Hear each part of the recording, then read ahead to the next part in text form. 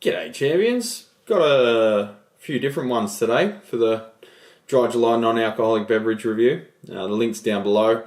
We are just about to pop over $2,000, which is double my target, thanks to some of the YouTube guys and all of you bloody legends. So that feels very good. It feels like I've done it all for a good reason.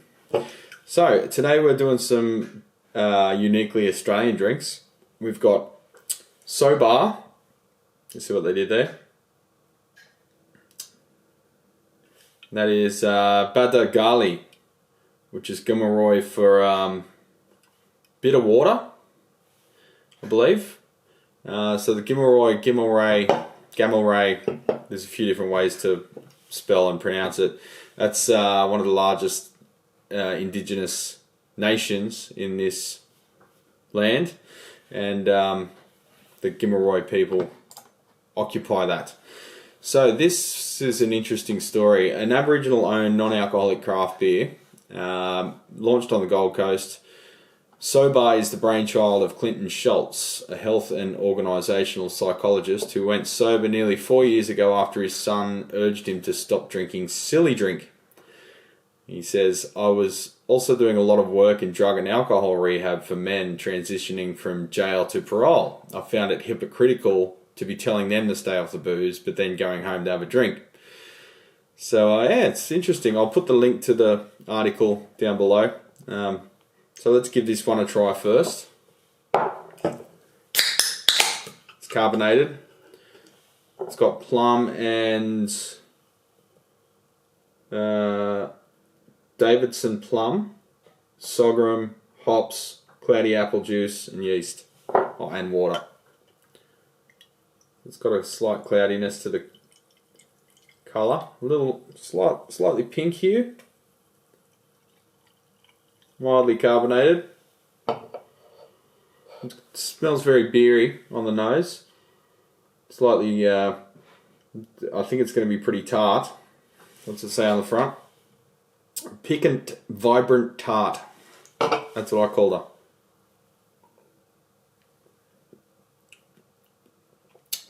It's a lot more beery than I expected. Very lightly carbonated. It's a pretty light flavour. I was expecting something very almost like sour, like a sour. Not a hell of a lot going on though. It tastes almost like one of the European beers, but with a little bit more complexity.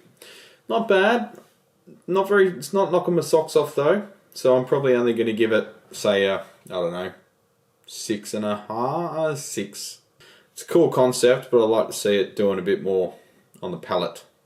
So the next one we've got is Citronium by the Zethologist. Alcohol-free pale ale. There's a lot of smart-ass stuff on this thing. The building blocks of chemical compounds are substances that only contain one kind of atom. Blah, blah, blah, blah. There's a lot of attempts to be funny on the can. Whatever. All we care about is what it tastes like. So this one's seasoned with Old Man Saltbush and Lemon Myrtle. So that's Australian herbs, I guess. Let's give this one a try. It's about as pale as the other one, more of a yellowy, beery hue. No head retention really to speak of. Let's give it a bit of, give it something to be angry about. Oh, it's actually not bad. The head sort of developed as I poured more in. Oh, smells bitter. Bitterness is hard to portray with smell.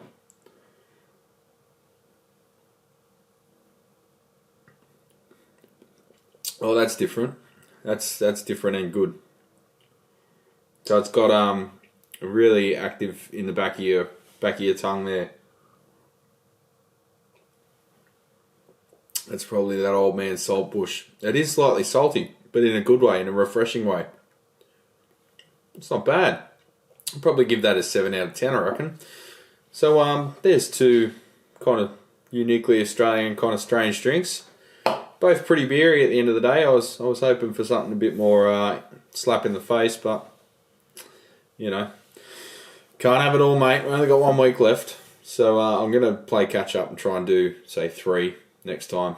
I might compare 3 of the Heaps Normals, which is a pretty popular one out here. They've got several variants. So I'll see you on that one, legends. The link's down below. Give us a thumbs up as well, even if you don't want to donate. That costs you nothing.